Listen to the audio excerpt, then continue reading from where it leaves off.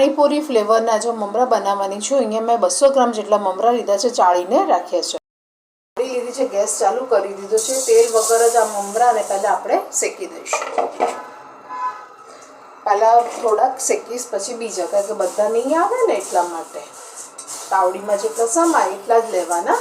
તો આને પહેલાં રોસ્ટ કરી દઈશું એકદમ ક્રિસ્પી થાય ત્યાં સુધી.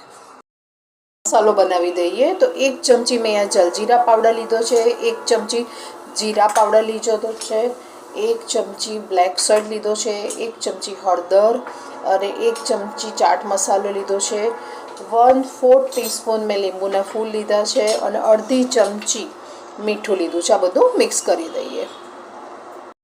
મેં 2 વાટકી જેટલું તેલ લીધું છે. તેલ ગરમ થઈ ગયું છે. અહીંયા મેં 1 કપ ભરીને ફુદીનો લીધો છે. આ ફુદીનો એકદમ ક્રિસ્પી થાય ત્યાં સુધી આને થવા દઈશું. આ રીતનો ક્રિસ્પી થવો જરૂરી છે. જો પાણી હશે ને તો નાસ્તો બગડી જશે. તો ક્રિસ્પી થઈ ગયો તો પ્લેટમાં કાઢી લઈશ.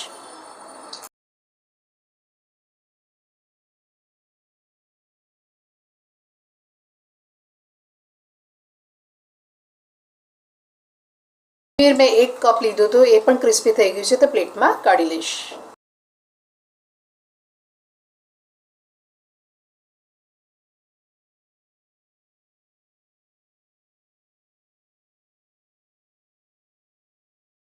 પાંચ થી 6 લીલા મરચાં લીધા હતા અને 5 થી 6 જેટલા લીમડો લીધો હતો. આ બંને પણ ક્રિસ્પી થઈ ગયા છે. હવે કાઢી લઈશું પ્લેટમાં.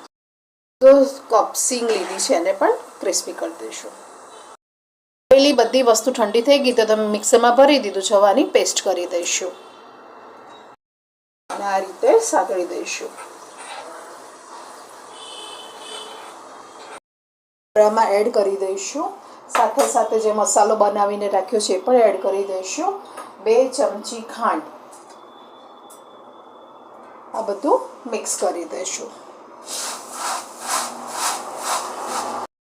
રાખ્યું છે. અડધો કપ જે સિંગ કરી હતી એ પણ એડ કરી દઈશું. અહીંયા મેં 100 ગ્રામ જેટલી સેવ લીધી છે, એ પણ એડ કરી દઈશું. પાછું મિક્સ કરી દઈશું.